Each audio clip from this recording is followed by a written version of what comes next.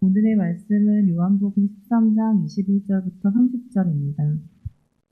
요한복음 13장 21절로 30절입니다. 제가 교독하겠습니다. 예수께서 이 말씀을 하시고 심령이 괴로워 증언하여 이르시되 내가 진실로 이르노니 너희 중 하나가 나를 팔리라 하시니 제자들이 서로 보며 누구에게 대하여 말씀하시는지 의심하더라. 예수의 제자 중 하나가 곧 그가 사랑하는 자가 예수의 품에 의지하여 누웠는지라. 시몬 베드로가 머리짓을 하여 말하되 말씀하시는 자가 누구인지 말하라 하니 그가 예수의 가슴에 그대로 의지하여 말하되 주여 누구니이까. 예수께서 대답하시되 내가 떡 한 조각을 적셔다 주는 자가 그니라 하시고 그 한 조각을 적셔서 바로 시몬의 아들 유다에게 주시니 조각을 받은 후 곧 사탄이 그 속에 들어간지라. 이에 예수께서 유다에게 이르시되 내가 하는 일을 속히 하라 하시니 이 말씀을 무슨 뜻으로 하셨는지 그 앉은 자 중에 아는 자가 없고 어떤 이들은 유다가 돈꾀를 맡았으므로 명절에 우리가 쓸 물건을 사라 하시는지 혹은 가난한 자들에게 무엇을 주라 하시는 줄로 생각하더라. 유다가 그 조각을 받고 곧 나가니 밤이로라. 아멘. 오늘 우리가 둘째 날 새벽에 대속의 사랑을 알아야 예수님의 말씀을 압니다 라고 하는 제목으로 함께 말씀을 나누기를 원합니다.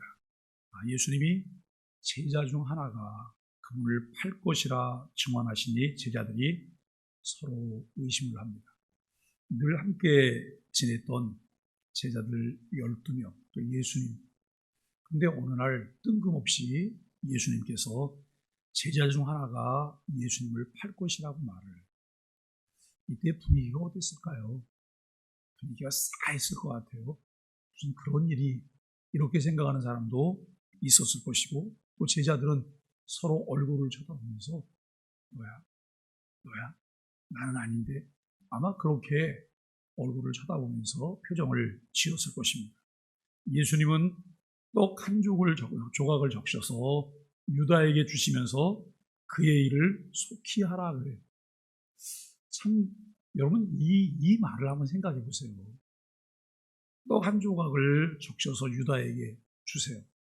뭐라는 거예요? 예수님이 유다를 정죄하고 사람들에게 망신을 주기 위해서 예수님이 이렇게 하셨을까요? 결코 그렇게 생각하지 않아요.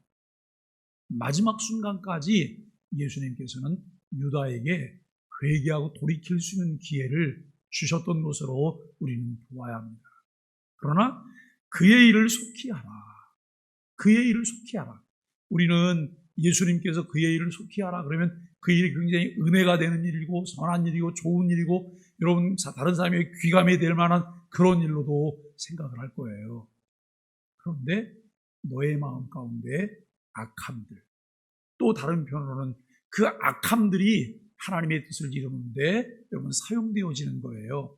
하나님의 뜻을 이루는데 사용되어졌으니까 이것은 선한 것이고 나중에 상 받을 것인가? 전혀 별개의 문제라고 하는 것을 우리가 함께 생각해 보아야 할 것입니다. 이 말씀을 제자들은 명절 물건을 사거나 가난한 자들에게 무엇을 주라 하시는 줄로 생각을 합니다.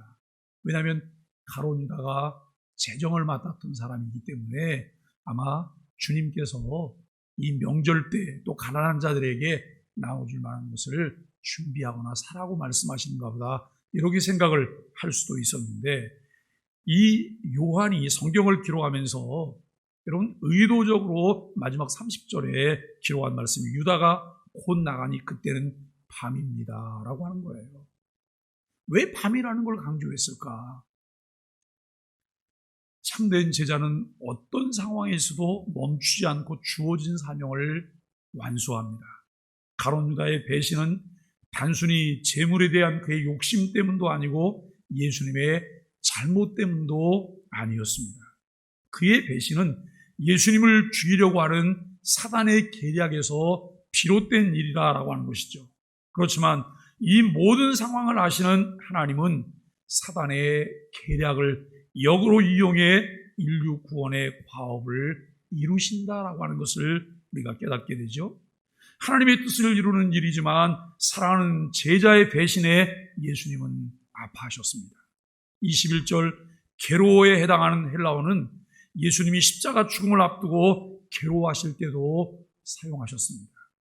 여러분, 예수님이 겟세마네 동산에서 기도하세요. 그의 마음이 고민하여 죽게 되었다라고 말을 해요. 그의 마음이 괴로워 죽게 되었다라고 하는 그런 표현을 하시는데, 여러분, 이 가룟 유다가 배신할 때에도 예수님이 그런 아픔과 고통을 느끼셨다고 하는 것을 알게 됩니다. 마음의 괴로움에도 예수님은 자신이 감당해야 할 일을 피하지 않으셨습니다. 제자는 괴로운 상황에서도 하나님의 뜻을 이루기 위해 쉬지 않고 달려가는 사명자여야 한다라고 하는 것을 보아야 합니다. 저는 간간히 그런 이야기를 해요. 우리는 두 개의 눈을 가져야 된다고. 하나는 현미경이라고 하는 눈이에요. 또 하나는 망원경이라고 하는 눈이에요. 여러분, 현미경을 통해서 지금 내 앞에 펼쳐지는 일에 대해서 우리는 선명하게 그것을 알아야 돼요. 지금 이것은 어떤 상황인가라고 하는 것을 알아야 돼요. 그런데 그 현미경에만 매몰되면 다른 것과 조화를 이루는 작업을 우리가 실패하고 놓치게 돼요. 망원경을 통해서 멀리 쭉 보셔야 돼요. 아, 이거는 여기에 이렇게 배치되는 게 맞는 거구나. 이렇게 조화가 되는 거구나. 우리가 현미경만 가지고 살잖아요. 그러면 인생이 너무 고통스러워요. 왜냐하면 인생을 살다 보면 좋은 일도 많지만 안 좋은 일도 많거든요. 감당하기 어려운 일도 많아요. 그런데 그 안 좋은 일 속에서도 하나님은 여전히 우리의 보호자시고 우리와 함께 하시고 결국은 승리의 노래를 부르시게 할 것이라고 하는, 여러분, 우리가 망원경적인 안목을 갖게 되면 그것을 넘어서는 거예요. 지나가게 되는 거예요. 그런데 현미경에만 매몰되면 거기서 곧 죽을 것 같아갖고 더 이상 우리가 앞으로 나아가지 않게 된다라고 하는 것을 알게 됩니다.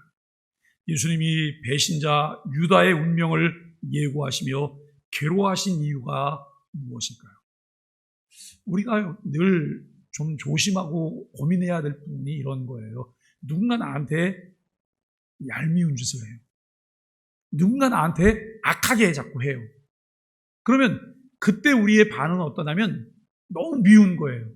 미워서 여러분 적대감을 가지고 자꾸 대하려고 해요. 그런데 예수님의 반응은 그런 반응이 아니에요. 다 저는 따라해 주세요. 불쌍히 여김. 불쌍히 여김. 그 불쌍히 여김 속에는 그를 조롱하고 비난하는 불쌍히 여김이 아니에요. 사랑하며 안타까워하는 불쌍히 여김이에요. 우리의 마음이 늘 그렇게 가도록 우리가 하나님께 기도해야 하고 우리의 마음을 지켜야 돼요. 우리가 여러분, 어떤 사람이 나에게 잘못해서 저 사람이 그야말로 미워 죽겠어요. 적대감이 막 생겨요. 그래서 여러분, 저 사람에게 막 그냥 미움의 화살을 쏘는 거예요. 저 사람이 죽을 것 같죠? 아니에요. 내가 죽는 거예요. 내 마음이 고통스러운 거예요. 내가 천국을 잃게 된 거죠. 우리는 그 상황에서도 평정심을 유지할 뿐만 아니라 불쌍히 여기고 사랑하는 마음 주시도록 하나님께 기도해야 합니다. 이것이 사실 불가능한 일이에요.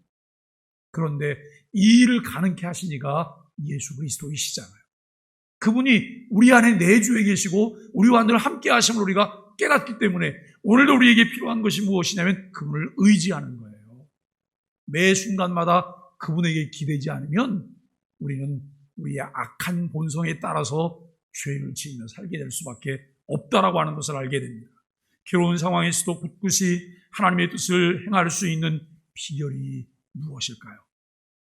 예수님은 힘이 없어 순환당하시거나 몰라서 배신당하신 것이 아닙니다.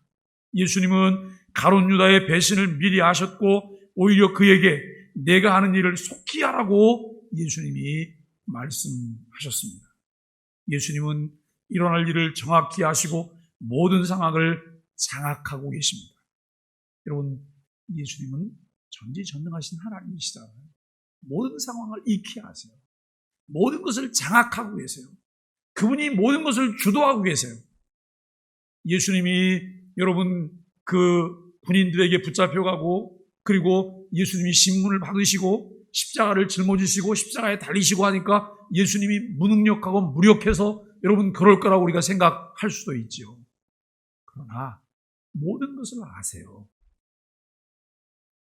예수님이 십자가에 못 박히기 위해서 잡혀가시던 그날 밤, 가룟 유다가 대제사장과 군인들과 함께 예수님을 잡으러 오죠.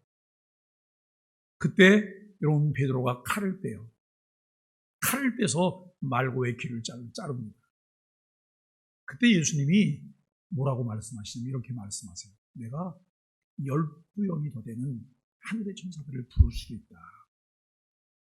나에겐 그런 힘이 있다는 거예요. 그런데 그 힘을 사용하는 것을 하나님께서 지금 원하시는 게 아니잖아. 묵묵히 순종하는 것. 십자가의 죽음을 위해서, 여러분 인류 대속을 위해서 자신이 묵묵히 순종하는 것이 하나님의 뜻이에요. 우리가 신앙생활을 잘 하려고 할 때 우리에게 분별해야 될 부분이 그런 부분이죠. 이걸 내가 받아들여야 될 것인가 아니면 맞받아쳐야 될 것인가. 맞받아치면 여러분 한순간 여기서 뭐가 있어요? 속이 시원해요. 속이 시원해. 옆에서 누가 보는 사람도 뭐라고 말하면 참 싼통이다 그래요. 그런데 주님께서는 우리 안에서 근심하세요. 그게 아니잖아. 그게 아니잖아.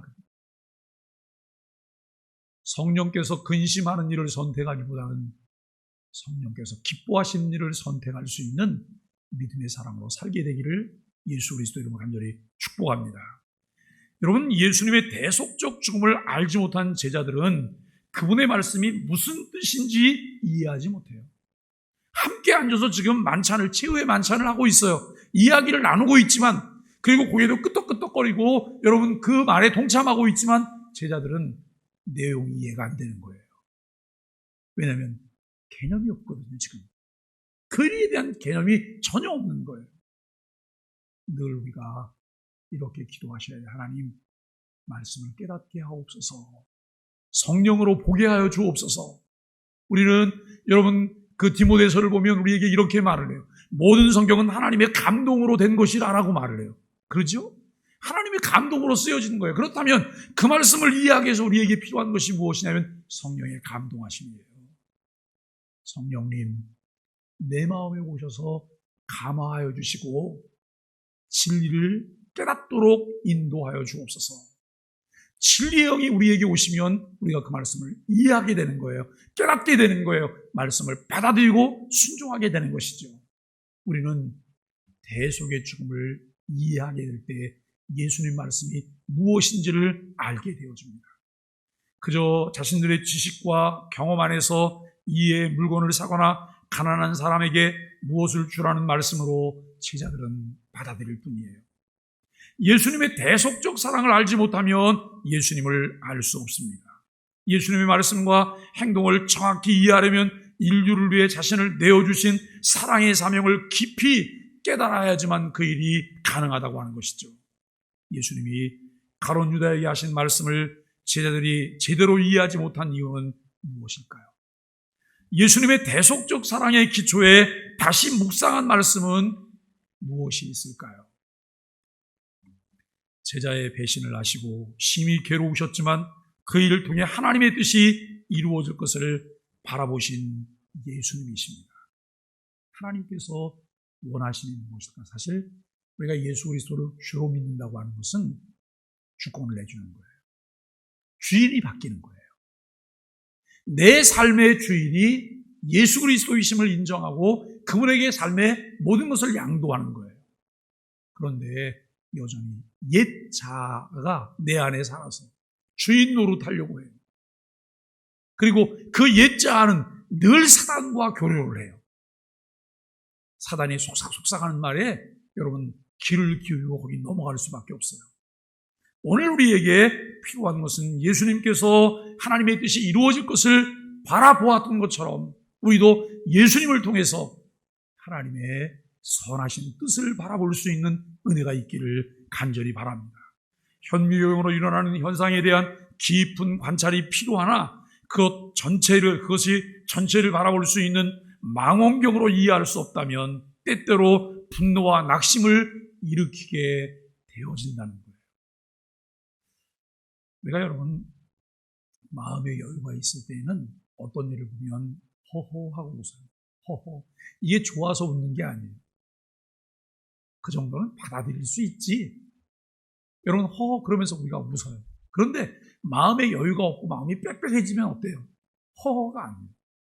미간이 찌푸려지고 마음 가운데서 심기가 불편해지고 분노가 일어나고 그리고 여러분 별 생각을 다 하게 돼요. 근데 우리가 우리 마음 가운데 이해할 수 있는 마음, 받아들일 수 있는 마음, 수용할 수 있는 넓음을 주옵소서. 넓은 마음을 주옵소서. 여러분 교회가 교회되어질 때 그 안에는 성령의 역사를 통해서 우리 마음 가운데 넉넉한 마음이 생기는 거예요. 교회 생활을 하다 보면 우리가 이런 생각을 할 때가 있잖아요. 아유, 저런 사람들은 교회 없으면 좋겠어요. 근데요, 저런 사람은 없으면 좋겠어. 이 사람 한 명 빼내고 저 사람 한 명, 나중에 남을 사람이 한 사람도 없어요. 우리가 여러분 걸려 넘어지는 돌이 안에서 돌 빼내고 나잖아요. 그러면 반드시 다른 돌이 또 생기는 거예요. 주님 오시는 그날까지 함께 갈 수밖에 없다는 거예요. 채소하고 그리고 그의 변화를 위해서 기도하고 우리 자신이 품어내고 이 일들이 필요한 것이죠. 왜냐하면 교회는 죄인들이 모인 곳이잖아요. 교회는 죄인들이 모인 곳이기 때문에 그럴 수밖에 없는 것이죠. 하나님의 주권에 이유를 달지 않고 그에 따른 아픔을 겪더라도 흔들림 없이 사명을 감당하려면 일의 결국을 바라볼 수 있는 믿음의 통찰이 우리에게 필요하다라고 하는 것입니다.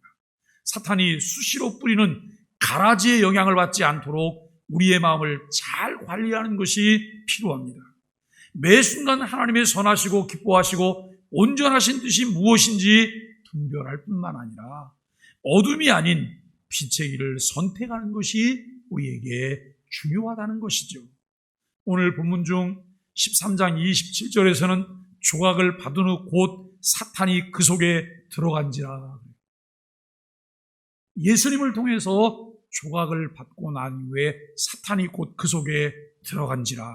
이에 예수께서 유다에게 이르시되 내가 하는 일을 속히 하라. 예수님이 떡 한 조각과 함께 사탄을 그의 마음에 집어넣으신 거로 이해해야 될까요? 아니에요. 이 유다의 마음은 이미 방어벽 없이 사탄의 침투를 수용할 마음이 준비되어 있었던 거예요. 그는 자기의 욕심을 위해서 자기의 생각을 이루기 위해서 여과 없이 여러분 사탄의 침투를 받아들이는 마음이 그에게 있었다는 거예요. 우리는 어떠실까요? 절대 안 돼. 사단은 너 절대 안 돼. 우리 안에 성령님의 주인으로 계세요. 내가 예수 그리스도를 주로 영접했기 때문에 하나님의 자녀이기 때문에 성령님은 우리 안에 계신데 영원토록 떠나지 않겠다고 말씀하시는 성령님이세요. 그런데 우리 마음 가운데 때때로 두 주인을 모실 때가 있지요. 성령님도 계신데 우리는 사탄도 초대를 해요. 죄악의 낙을 누리려고 사탄도 초대해서 여러분 사탄에게 삶의 주도권을 자꾸 넘기는 거예요.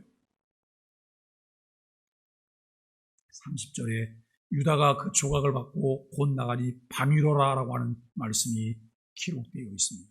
근데 그 이전에 이미 이 요한복음에 보면 요한이 고발하는 가룟 유다의 모습을 우리가 보게 돼요.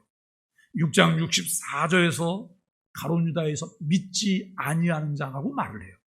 또 6장 70절에 보니까 마귀라고 말을 하고 12장 6절에 보니까 도둑으로 묘사를 하고 있다는 거예요.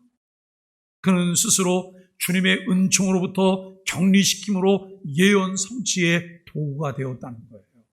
늘 우리가 주님의 손에 붙들려 있어야 되고 그분과 함께 연합해야 되잖아요. 그런데 주님으로부터 자기 자신을 격리시키는 거예요. 그러므로 여러분 그 공간에 사단이 자리할 수 있는 공간을 내줘버리고 있다라고 하는 거예요. 어제 나누었던 13장 18절에는 그러나 내 떡을 먹는 자가 내게 발꿈치를 들었다는 성경을 응하게 하려는 것이니라는 말씀이 예고되어 있어요. 이미 가룟 유다가 이와 같은 것을 할 것에 대해서 예고되었고 주님께서는 여러 차례 그것에 대해서 말씀도 하셨어요. 이 말은 무슨 말이냐면 듣고 돌이키라는 거예요. 택함 받은 하나님의 자녀들, 하나님의 은혜를 입은 자녀들에게 주어진 특권이 무엇일까요? 말씀을 들을 수 있는 특권이 있고 그 말씀을 깨닫게 되는 특권이 있고 그리고 그 말씀을 따라 살아갈 수 있는 하나님의 은혜가 있어요. 이것이 하나님이 우리에게 주신 은혜예요. 우리가 여러분 굉장히 많은 노력을 해야 된다고? 아니요. 주님, 저를 도와주세요. 주님과 함께 있고 싶어요. 여러분, 예수님이 십자가에 달리실 때 예수님 양편에 강도들이 있었어요. 한 강도는 예수님을 욕하고 조롱해요. 또 한편의 강도는 간단하게 이야기해요. 저를 기억해 주세요. 저를 기억해 주세요. 내가 나와 함께 낙원에 있으리라고 주님이 말씀하세요. 누구도 그 악함을 모를 정도로 그는 이중적이고 교활했습니다. 마귀가 악한 생각을 놓고 그 속에 들어갔으니 회복 불능이 되었다는 것이죠. 여러분, 이것이 유다의 밤이라고 하는 것을 30절에서 요한은 의도적으로 밝히고 있습니다. 빛 대신 예수님을 만나고도 어두운 밤에 머무는 인생의 결국은 비극입니다. 우리에게도 그날 이유가 있습니다. 바울은 이것을 전에는이라고 하는 말과 이제는이라고 하는 말로 표현하고 있습니다. 전에는 예수 그리스도를 알지 못하는 어둠의 자식이었으나 예수 그리스도를 만났으니 이제는 빛의 자녀들처럼 살게 되었다라고 하는 것을 말하고 있습니다. 요즘 사람들이 가전제품을 살 때 관심 있게 보는 것 중에 하나가 여러분 AS가 잘 되는가라고 하는 거예요. 보증 기간은 충분한가라고 하는 것에 관심을 갖게 됩니다. 물건을 팔고 구매하고 난 후에 사후 관리가 제대로 되는지에 대한 관심이 있다는 말씀이죠. 우리는 예수 그리스도를 만난 후에 사후 관리를 어떻게 하고 계십니까? 사실 말씀을 듣는 건 너무 중요하잖아요. 그런데 그때부터 시작인 거예요. 말씀을 듣고 그 말씀을 내 마음 가운데 어떻게 적용하고 내가 어떻게 실천할 것인가, 이것이 우리에게 정말 중요한 거잖아요. 그런데 대부분 말씀을 들음으로 끝나요. 우리가 여러분 구체적으로 삶의 변화를 만들어가는 사람들을 통해 발견할 수 있는 것이 있어요. 그들은 어떤 계획을 세울 뿐만 아니라 그 계획이 실효성을 거둘 수 있도록 실행 가능한 계획들을 세우고 그리고 그것을 하나하나 점검하면서 실천해 가요. 그리고 얼마 지난 후에 그 일에 대한 결과물들을 만나게 되는 거예요. 결과물들을 만나고 났을 때 여러분 거기에 피드백도 하게 되고 그리고 여러분 우리가 평가를 통해서 다시 그 다음 일들을 위한 준비들을 진행해 가요. 이렇게 하는 것이 결국 알짜의 삶이다라고 하는 것을 생각해요. 그런데 듣기는 많이 들어요. 알기는 많이 알고 있어요. 그런데 삶 속에 실행되어지는 것이 없어요. 열매가 없는 빈 깍지만 남게 되는 거죠. 허탈한 삶인 거예요. 나도 가서 다 똑같이 했는데 내 안에는 거둬들일 만한 열매가 없어요. 삶이 허탈한 것입니다. 은혜 받고 난 후 그 은혜를 소홀하게 여기며 관리하지 않아서 이전보다 더 메마르고 강팍한 자리에 우리가 이르게 된 것은 아닐까. 하나님께서 우리에게 은혜를 주셨음에도 그 은혜를 소홀히 생각하고 방치했다가 삶의 문제가 우리에게 찾아왔다면 그 책임을 주께서 우리에게 묻지 않으실까라고 하는 거예요. 은혜는 받는 것보다 소중하게 간직하고 키우는 것이 중요합니다. 은혜 안에 거하는 사람에게 하나님은 더 큰 은혜를 주십니다. 베드로를 통해서 우리에게 이렇게 말씀하세요. 하나님은 교만한 자를 물리치시고 겸손한 자에게 은혜를 베푸십니다. 교만한 자를 물리치시고 겸손한 자에게 은혜를 베푸시느니라. 우리가 우리의 삶을 통해서 늘 은혜를 사모하고 은혜 속에 살기를 원한다면 내가 점검해야 될 것이 무엇일까요? 그리스도 안에서 내가 겸손한 자인가? 어거스틴의 제자들이 어거스틴에게 와서 이렇게 질문해요. 선생님, 신앙생활의 최고의 덕목이 무엇일까요? 그리스도인의 최고의 덕목이 무엇일까요? 그랬더니 어거스틴이 첫째, 겸손이야. 두 번째는 뭐예요? 둘째, 겸손이야. 세 번째는요? 셋째, 겸손이야. 결국 신앙생활이 자신과의 싸움이라는 거예요. 자신과의 싸움. 내가 낮아지면 낮아질수록, 깊어지면 깊어질수록 그 골짜기를 하나님의 은혜로 채울 수가 있다는 거죠. 그런데 우리는 착시 현상을 나타내는 이런 모습으로 살아. 텅텅 비어 있는데 그 외에 무엇이 채워져서 가득 차 있는 것처럼, 아무것도 담을 수 없는 것처럼 우리가 생각을 할 때가 있다는 거예요. 내가 주인 삼은 모든 건 내려놓고 내 주 대신 주 앞에 나가 내가 사랑했던 모든 건 내려놓고 주님만 사랑해. 예? 여러분, 그 CCM이잖아요. 오늘은 유튜브에서 이 곡을 한번 찾아서 잘 좀 들어보세요.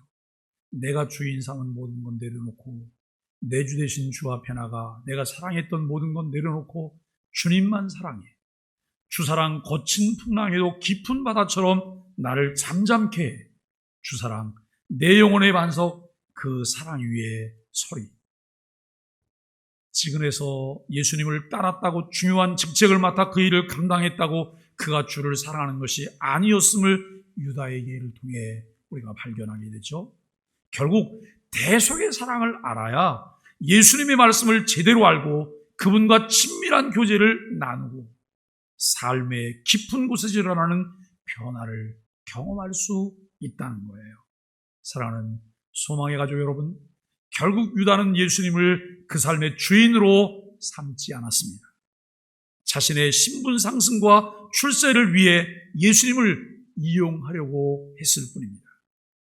자신의 야망이 사람의 주인 노릇을 할 때 사탄과 결탁하게 되고 사탄의 도구로 전락하는 추한 모습을 보게 되는 것이죠.